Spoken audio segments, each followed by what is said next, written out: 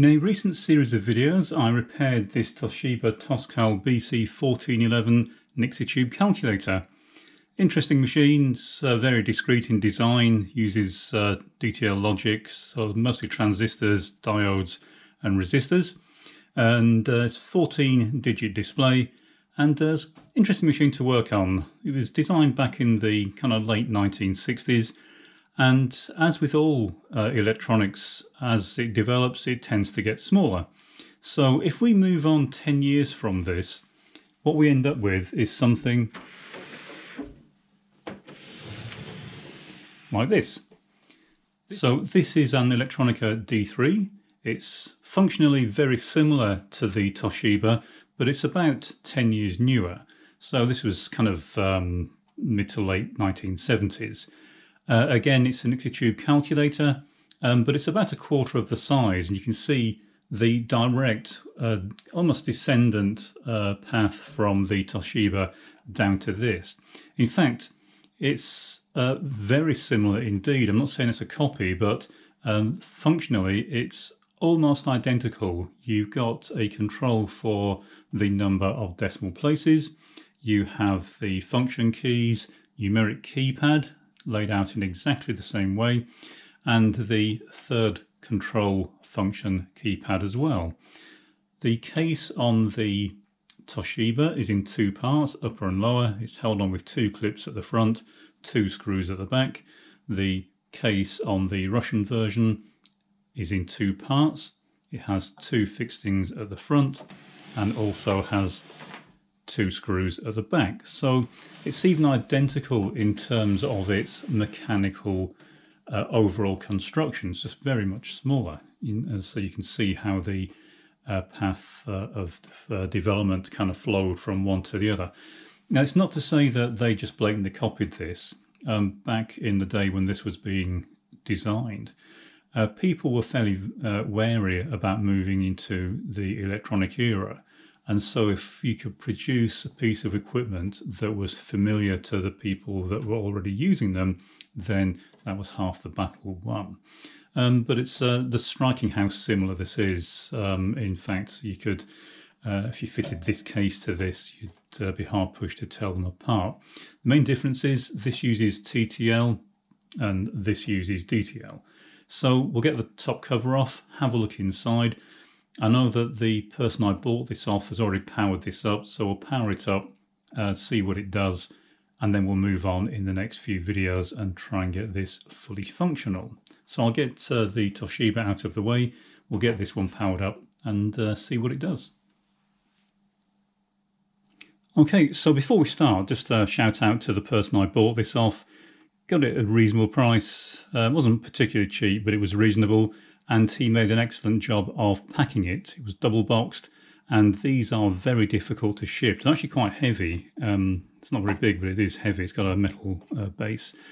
He double boxed it, and the only casualty was a very small chip in the case. But these are very difficult to ship around, so thanks to the person that sent it for taking the time and trouble to pack it properly. Okay, I've got it connected up. I know I switched it on, so it won't do any harm for us to repeat that. He did say it doesn't work, so we'll see what it actually does. And I don't know if you can see that. We've got a few of the Nixie tubes lighting up and another one's joined in. So I'm just going to zoom you in a little bit. Okay, so in the short time that I was moving the camera, a few more tubes have lit up and now another one. So it looks like they're slowly coming to life. They are gas discharge tubes, so it could be the driver board, it could be poor connections, or it may just be the tubes themselves warming up. They're not very bright. We've got another one coming in that just leaves two. And let's see if any of the keys do anything. Well, it dims. It goes bright when I do that.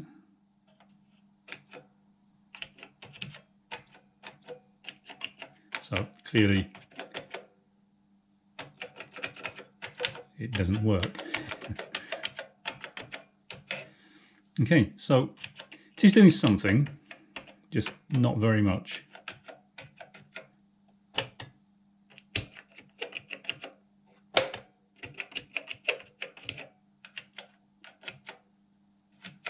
So it's responding to some key presses. It's obviously, it works in a very similar type of process to the Toshiba. It's not quite the same. It uses a slightly different format. It's a bit more complex electronically, simply because it's kind of got more electronics in. Anything with TTL logic, they've got a bit more scope for making the circuits a bit more complex. Having said that, it is very similar to the Toshiba in the way that it functions. So I'll switch it off. Don't want to leave it on too long. I don't really know what's causing the fault. I'll get the top cover taken off and we'll take a peek inside. So just 4 screws to take out, 2 at the front, 2 at the back, and then the case, I believe, should just lift off. Which it does. Now, of course, everything's in Russian. The TTL is almost certainly going to have Russian TTL markings, so we'll need to figure out what each one is. But you can see the overall layout is very similar to the Toshiba. We've got a keyboard at the front, got a big substantial chassis, keyboard at the front that hinges as it did on the Toshiba. Underneath it is the power supply, just like the Toshiba. Even the transformers in the same place, and then we have a card rack at the back, just like the Toshiba. Now, as I say, that's not to say that they copied this. This is obviously a logical layout for the system, but it is remarkable how design tends to converge over time. A lot of people think it's a fairly new thing, but it goes back a long way. Now, notice that some of these screws are not all the way in. This one's loose. And what I'm going to do is take out the 2 screws down here. Again, one's already halfway out, and then we should be able to hinge this entire assembly up and have a look on the underside of the back plane. So I'll get the 2 screws out that hold this down. And one of the things that was nice about machines of this era is the time and trouble that designers quite often went to make them serviceable. Now, that's partly because they were unreliable, so they had to do that in order to make money. Otherwise, their engineers would spend way too long trying to repair them. But even so, it's nice that you can get into the internal workings without too much dismantling. And one thing that's nice about this compared to the Toshiba is the sides don't come up very far. So you can get into pretty much everything without taking the sub-chassis out. Okay, so those screws are out. They should now just hinge up, which it does, and it clips into place. So this is now, there's a clip down here, and it's now supported. And as you can see, we have a very nice backplane. It's not wire wrapped, it is all soldered, so we shouldn't get too many problems. Although this type of connector I have had a lot of problems with in the past. They are notorious, at least in my experience, for causing a lot of bad connections. Okay, what I'm going to do now is take the 2 screws out that hold the keyboard down, and we should be able to hinge that up as well. This is of course unplugged, so as with any Nixie tube system, there are some fairly high voltages used to drive this, so we do need to be aware of that when we power it up. Take out the second screw.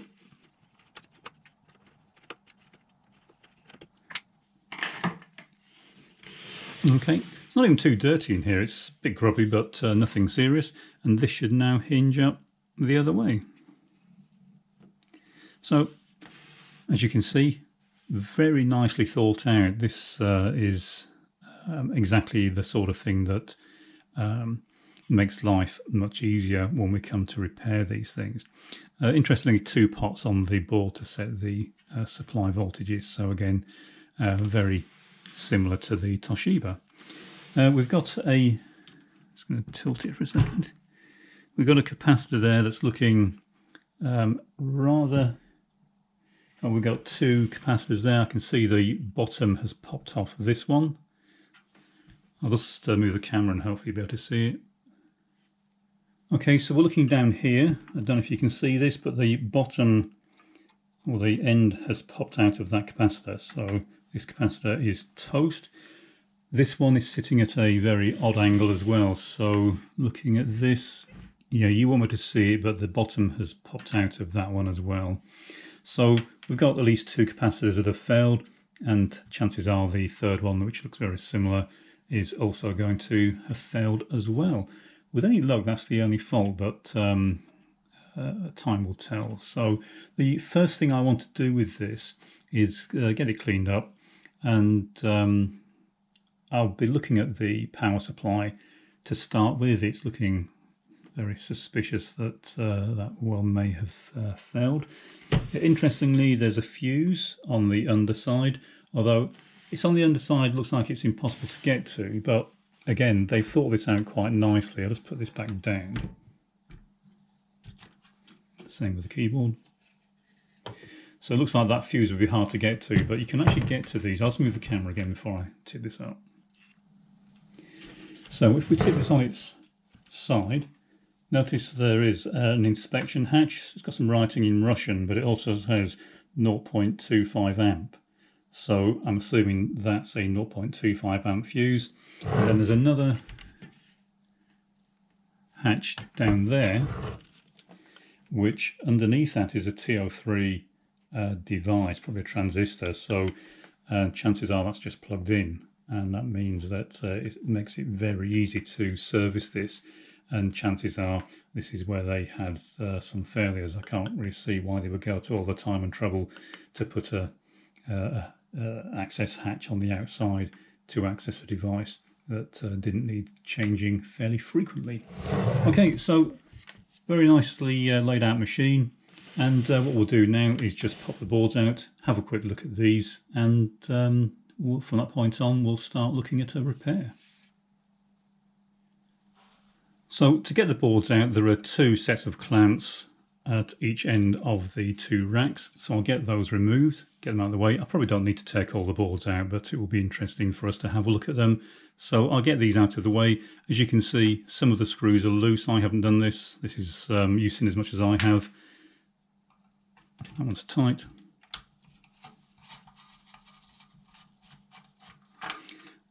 Okay, so I'll get the rest of these out, and then we'll pop the boards out and have a look at them.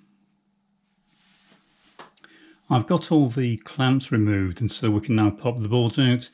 And again, similar arrangement to the Toshiba. They are all numbered, and starting from the front, 1 up through 9.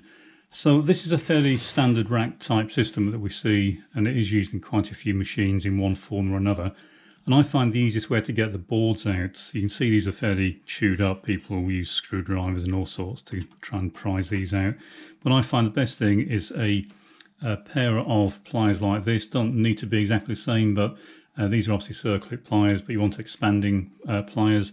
And then what you can do is just put some heat shrink around the end, and these will then sit in the small hole at the edge of the board, and then just a gentle squeeze and working it from each side. So this is move slightly, go to the other side, and then do the same thing. Just making sure you can see me in the camera there. And then what you can do is just gently squeeze and just very carefully lift these out, and it takes very little force. And as long as you lift them out squarely, they will come out with no damage. If you start trying to twist and lever them, again, these old Paxilin boards are very easy to damage, and then this will just lift out. A lot of corrosion on those pins, so that could well be part of the problem. And as I said, these are all numbered, so we've got 1 here, so I think it says 5-1 or something 1, but it's something 1, something 2, something 3, etc. going through to the back. So just looking for a date code on here. Looks like it says 78, so 1978. So yeah, about 10 years newer than the Toshiba. And as expected, these are Russian codes on all the devices. It is fairly easy to look up what they are, but these will be 74 series TTL, I suspect. So that's the first board. I'll get the next one out.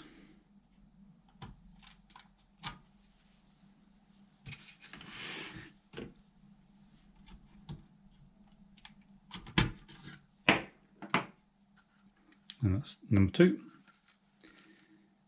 Very similar looking, and again the date codes are 78, and these all look like original parts. This is conformally coated, by the way, so if you're wondering why it's so shiny. So very nicely made. Actually very nice boards for the time as well, so looking quite nice. In fact, this is a fiberglass board, so we've got a mixture here of Paxlin and fiberglass, so I don't know if this is a replacement board or they were just switching over at the time this was made. So onto board 3.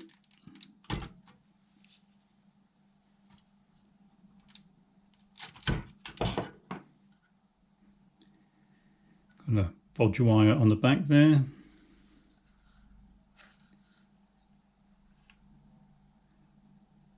No sign of any replacement parts. And all the same date codes. So onto board 4.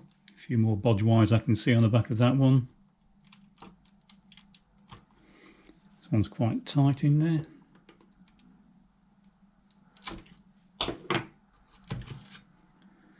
So yeah, there's a lot of corrosion on these, oxidation rather, on these connectors. Does appear to be factory modifications though, or some of these solder connections don't look too good.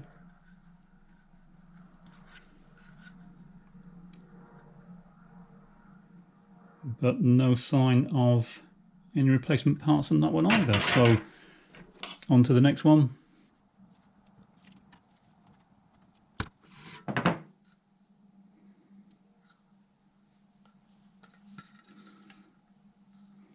Again, all original parts and still 1978.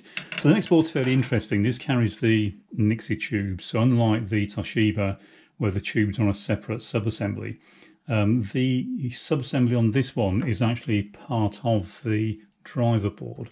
So I need to be fairly careful with this. I don't want to jolt it too much. That is very tight in there. But the nice thing about this method of extraction is you got a lot of control. It's not going to suddenly shoot up and hit the ceiling, or if something does catch, you can feel it. So it's heavy, and you can see how this was made. So we've had some arcing down here at some point. Maybe why the Nixie tubes were taking it in turns to come on. This thing at the end is the sign indicator. It's a minus sign indicator. Very interesting assembly, interesting method for construction there.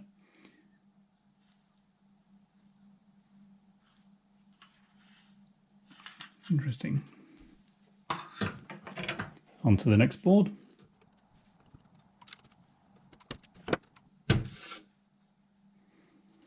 Nice collection of bodge wires on that one.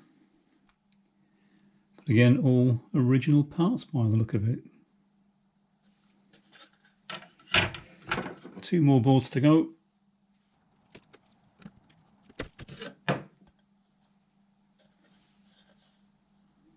And this is yet a different board material. So real mixture of board types on this machine. And quite a number of ICs as well. It's, as I said, it is in some ways more complex than the Toshiba, but you can't always tell exactly what the nature of the circuits are until you start looking into it in more depth.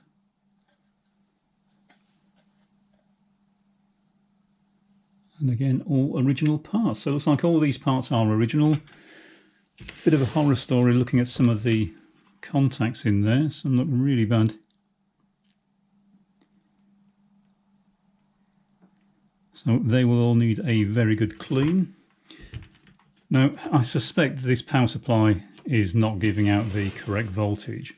And the thing that concerns me really with this is something like the DTL circuits in the Toshiba are actually very tolerant to voltage fluctuations.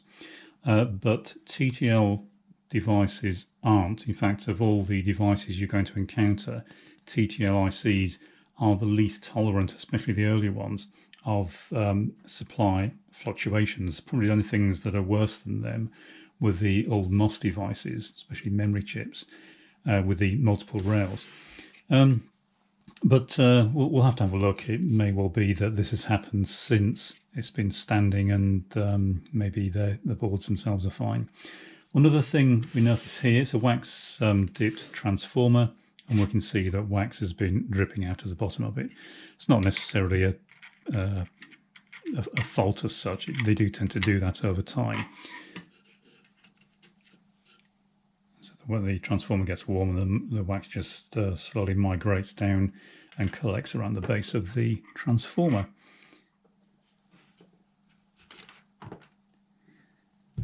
Okay, so interesting device. I think this will be quite a fun machine to work on, and I don't know how far into the boards I will go with this. It depends on what I find with the power supply. But the first steps that we'll look at in the next video are to go through the power supply, try and get that working, and then clean up the backplane connectors. I don't have any technical documentation for this machine at all as ever, so again it's going to be a case of trying to figure out what we're looking at and how best to go about repairing it. Interesting thing here, looks like whoever built this signed it and dated it.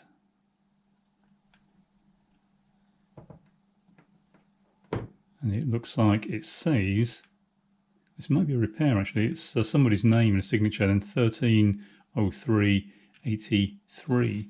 So either they had the ICs in stock or in storage for 5 years or so before they built this, or somebody's repaired it and decided it would be nice for them to sign it. So if that is you, if you signed this, then please leave a comment. But yeah, interesting looking machine, so hopefully we'll find this interesting to try and get working.